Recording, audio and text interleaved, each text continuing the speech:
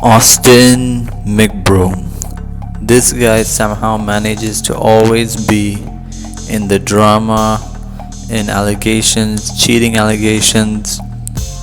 What else? He's getting sued by basically every fighter on the TikTok card.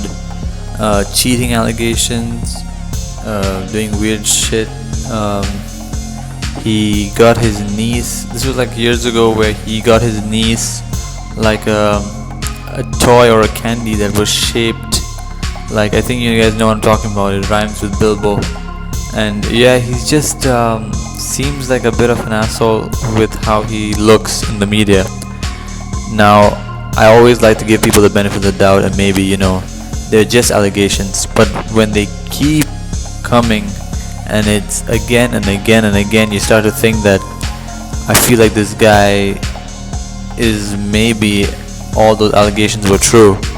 And yeah, he's just not in a good spot. Also, with the fight that he's doing, he hasn't paid any of the people, any of the fighters, and he was the owner of the event, or the co-owner, or whatever you call it. You could say that he was the owner of the event, because his name was on the files, his name was on the papers, and now no one's got paid. So he seems very like a scammy type of person that just he'll find a way to make a quick buck and throw you down while doing it. So yeah, this guy is basically full of drama, and his audience that watches his videos are below 10. So for the fact that these guys, I'm just saying, not these guys, just Austin is doing shit like this and just scamming people, because I think that yes, maybe he didn't scam, maybe he wanted to be successful, but it was on his hands and it went to shit. His age audience is like what, 7, 8? How are they gonna buy pay-per-view to see you fight? I don't think your audience was the right audience for a fight. And now he's calling out KSI and saying, hey, let's do it, Social Gloves 2.0.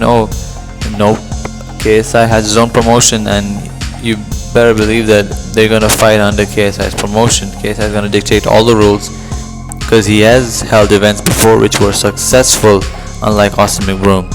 Now this guy Austin Mcbroom is getting sued by every TikToker, Taylor Holder, Bryce Hall, all of them. He's even getting sued by James Harden, the basketball player. Like, who's not suing this guy? There are more people that are suing him than people that are not. I wouldn't be surprised if his wife came out and started to sue him a month later. This guy needs, I don't know what he needs, I think a break from YouTube, get his mind away from everything. But he's bad news. Anything related to him is just bad news. Like, if I tell you Austin Mcbroom, what comes to your mind? Like, it's not gonna be anything good, any good remarks. It's all negative feedback or negative remarks or allegations, and they've technically been proved that he's cheated on his wife. I don't know this if it's 100%, but like, the evidence is right there. So I don't know if his wife knows something that we don't, but probably she does. But yeah, it just doesn't look good for him. And when will it look good for him? I don't know. Like, he won his fight, but he ends up being the loser because he's being sued by almost everyone. I've heard that he can't pay for his house. I don't know what's going on with this guy. That's why when you are gonna host an event, you gotta make sure you have 100% everything settled. And yeah, I mean, the people from the UK that fought, they got paid beforehand, which was smart. Because people are claiming, oh, you're gonna get paid 4 mil or you're gonna get paid 5 mil. You ask for that shit beforehand, especially on a YouTube event where things could get out of hand, and sometimes things are not as professional as they can be. So I believe that his event was a fail. It looked good. I watched it. It was a good event in terms of the graphics, everything, the cameras, the camera work, everything. The fights were all good, but it ended up being a failure for the fighters. And what about the musicians? The musicians that the artists that performed, how are they gonna get paid? When are they gonna get paid? Are they suing him as well? So yeah, he's just in a lot of crap right now. Like, he hasn't made a proper YouTube video addressing it. He's blaming another company, and they're suing Austin Mcbroom. The company that he's blaming and the company that he's threatening to sue is actually suing him. So yeah, he just doesn't look good at the moment, and he's had altercations. This guy wants to fight KSI. KSI would beat his ass. This guy is saying that before Logan can talk to him, Logan needs a win. Logan would beat him too. Jake would beat him. Gib would beat him. Slim could probably put up a good fight with him. So I'm just trying to say that he's wrapped his head around the idea that probably he's a shit, and that's why he's not thinking about the consequences of his actions. He's sort of like, you know what, I'm this big guy, I got a lot of money, I don't have to worry about this or that. And we saw what happened to the event, and I think he regrets it now. I don't think he's ever hosting another event unless he made a huge profit on this event and he's just being low-key about it. And if the lawsuits ended up being unsuccessful for the TikTokers and he gets a win, imagine this guy made an extra 10 mil or 20 mil by not paying the fighters.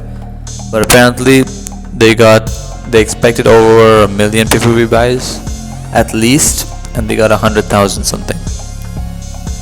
Now this happened because this happens at every event where it's illegally watched. That's why they didn't have a team that was like shutting down these people, and it was public everywhere. They were literally asking people, live stream our event because we want you all to see it so you can live stream it illegally. Like, they literally allowed people to watch it on TikTok. People watch the fight on TikTok. People watch the fight on many other sites, and it just doesn't make sense. It's like for the Logan Paul KSI fight, you couldn't do that. It was like, yeah, people did watch it legally, but it was tough. It was hard. There was a team of people doing that. They didn't do it, and that cost them probably more than 8-9 fighters' purse because of how much it was streamed illegally. And yes, Austin Mcbroom, like, everything for him is not working at the moment. Like, he just seems like the worst person right now with all the cheating allegations, girls coming out and saying, yeah, he cheated, he did this, he did that. It's obviously not a good look for him, and we'll see where it goes from here. Maybe he needs to get humbled in the ring. Will it be KSI that humbles him in the ring? So yeah, those were just my opinions on this. I do one take only. That's what we do in this channel, and it's like, he just seems like a scummy guy. Like, I wanted him to defeat Bryce Hall, and he did, but now, like, if they ran it back, I would want Bryce Hall to win.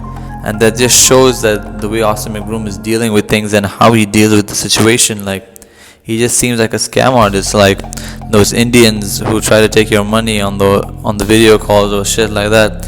He seems like those type of people now. He's trying to do shit like that. So it just doesn't make sense. I'm not his friend, or I don't know him well to be like, yeah, I have personal info on the situation, but the facts which are out there, he screwed up the fighters. He didn't host a proper event, and his personal life isn't going well, his public life isn't going well, and yeah, he just needs to sort his shit out and